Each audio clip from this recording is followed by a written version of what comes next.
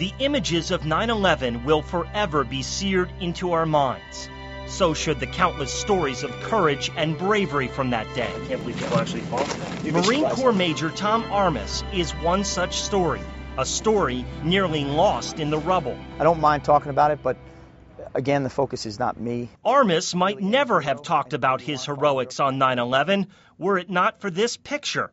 That's Armas, then a Secret Service agent, carrying a woman out of the North Tower minutes before it collapsed. I did know there was a photographer on the street, but I didn't know.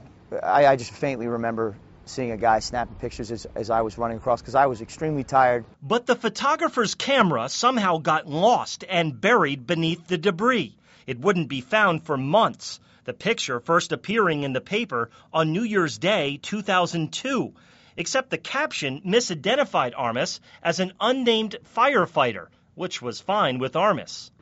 What I did was nothing, obviously, compared to those guys. But Armas's fellow Secret Service agents thought otherwise. The picture had captured him rescuing one woman, but he'd actually saved many others. I see it as I would do anything, I did what anybody would do. Armas, who worked in World Trade Center 7, was in the building's gym when the first plane hit. When he got outside, he knew he had to do something. Size and scope of that hole, you knew something was wrong beyond anything that could possibly ever been imagined. It was like, where do I need to go? What do I need to do? He and a couple of other agents ran into the North Tower. Because our first focus was, okay, well, we have this medical training. Let's find anybody who's injured and get them out. We got into the 40s, somewhere right around there, and you could tell that the situation changed at that point. It became hotter, and there was smoke now in the stairwell. We got up to a certain point where we decided, you know what, we haven't seen anybody other than very random emergency personnel moving up the stairwell. We didn't see any other civilians there. So we began to clear the stairwell back down. For a minute, he stopped in an empty office. I picked up the phone to call my wife to kind of tell her, hey, have you turned on the news yet? Have you seen what's going on here? And I did, and when I called, she just started screaming on the phone, you know, get out of that building. We wound up getting a little bit of an argument because I told her I wasn't going to leave, and I'd leave when it was over. I'd see her when I was done that evening. And then all hell broke loose. The second plane had already hit.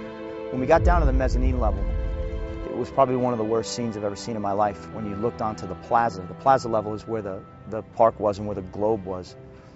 And that was a pretty bad scene as you looked off into that. There were, a lot was on fire. There were bodies strewn on the ground, some unrecognizable, some recognizable. There was an injured man on West Street. I was dragging him across. There was a fireman off to my left.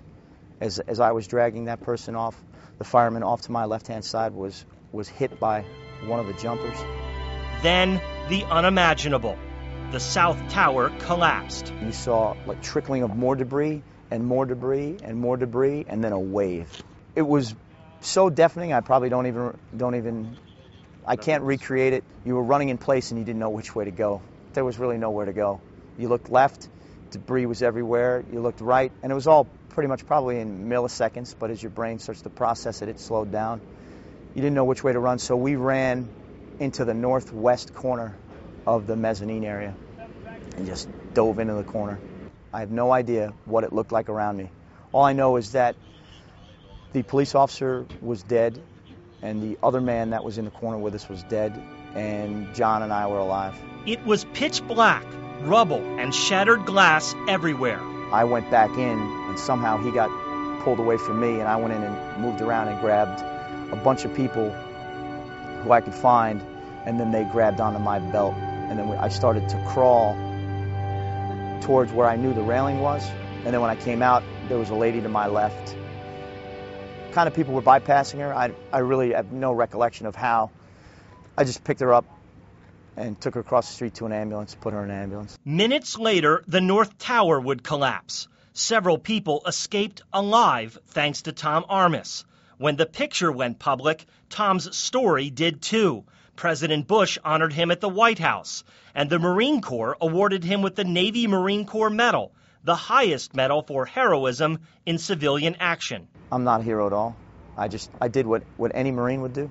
I did what was expected of me by my family. Armas comes from a long line of patriots. He has surpassed them all. As a Marine reservist, he fought in Iraq twice before and recently resigned from the Secret Service to go again. I don't ever want this to happen again on my watch, and I don't want my children to ever have to deal with this again. It's a constant reminder every day. Major Tom Armas carries with him this cross carved out of the steel from the World Trade Center. Ever since 9/11, he's been on a mission. He's not finished yet.